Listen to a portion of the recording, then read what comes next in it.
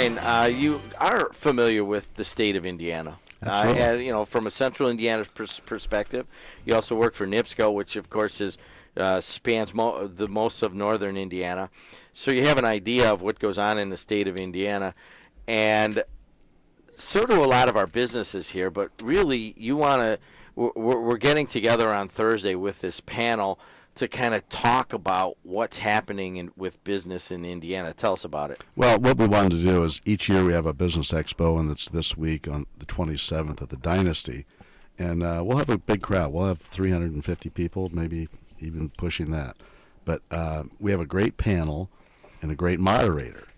Got a guy from WJOB. Ryan's going to be, I guess Jim Didolo is going to be handling the chores. And in a completely professional manner, absolutely. By the way. Yes. But what we wanted to do, Jim, is last year we did healthcare, and we had a great panel of professionals from the legislature and also from hospitals and attorneys and CPAs. This year we wanted to do something about the strength of Indiana business. So we reached out to first of all, the state chamber president, Kevin Brinegar, who thought it was a great idea and wanted to support us. We're a member of the state chamber, so he said, yeah, I'll come up and be on a panel. Morton Marcus is an IU economist, and everyone knows Morton and his views on the economy. David Micah is the president of BMO Harris Bank, and he's the regional president for Harris, a large banking concern in this area. Lee Morris is the director of the Indiana Development Corporation, and Lee is the director for a 7-county area for economic development, job attraction, which we all need. Erica Passauer is the president of the Regional Development Corp, and her job is to get small business lending, called the SBA, into her communities, and she does a great job with that. Mike Schrag is the president and CEO of Centier Bank, and Mike is a local homegrown guy who's done a great job in this community. Is a big bank, and he has a regional perspective for banking. So putting all these together with you as moderator, and we thought we'd come up with a few questions to get you started, and then open it up to the audience like we did last year. And I can tell you what happens is after all of these people listen to this high-level discussion, they file out onto the expo floor. So it's kind of like a mini Chicago convention, and they file out onto the expo floor, and everybody's there. And it's really kind of cool to walk around and meet people and find out what the different businesses do. Because there's some businesses, and I remember last year walking around and go, and I can't even remember what they were, but oh wow, we can get this in the region, and exactly. You don't realize that all the time. Yeah, you don't. And one of the things we added this year, we wanted to add a flair with some students this year.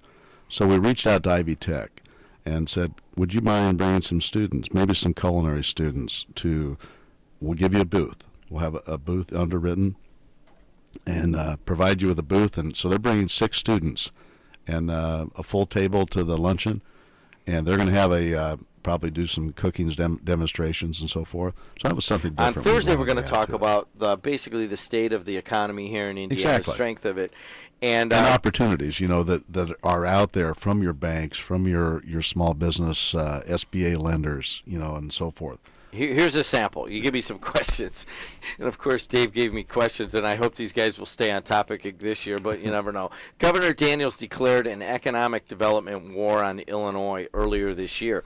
We have seen some recent successes from the RDA in attracting business to Indiana from Illinois. Can you elaborate? What about you? Are you seeing it? Absolutely. You're seeing some, right here in Hammond and East Chicago, you're seeing some effects. The mayor has an announcement that I'm not going to talk about it, but and by the way, he's going to give our opening address too at the expo. Can I cut him off? No, absolutely not. I mean, if you wouldn't even have a mic at that time. If he's going too long, can I go? Hey, give him the. He'll be fine. He's a pro. All right. And yeah, there are successes that Daniels went into Illinois and just at the Union League Club, and he's saying, it's war on Illinois. And you know what? He's been on the air here, and I got him to, I don't have it queued up right now, but I got him to say some pretty contentious remarks about it. We know you spoke at the Union League Club, and he's like, hey, let's make no bones about it.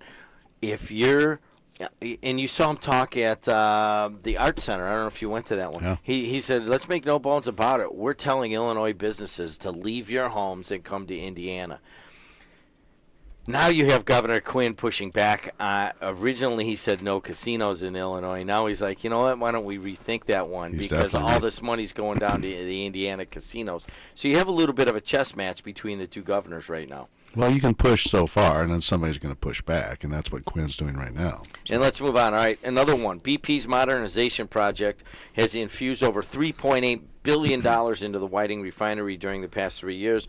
What is the impact of this monstrous project on the local economy, and where would we be today if this project had not transpired? What about that? What's the answer to that in your mind? Look at the economy in the last 3 years, the worst in 40 years, and we've had over 2,000 high-paid contractors going to work every day, on average, at BP's project. If that hadn't been here, I mean, it would have been a lot worse in this area. You know, I ran into, Randy Newell of Shoops. And you wouldn't think, we're starting to talk about, like, business owners. Sure. They own some Shoops and so forth.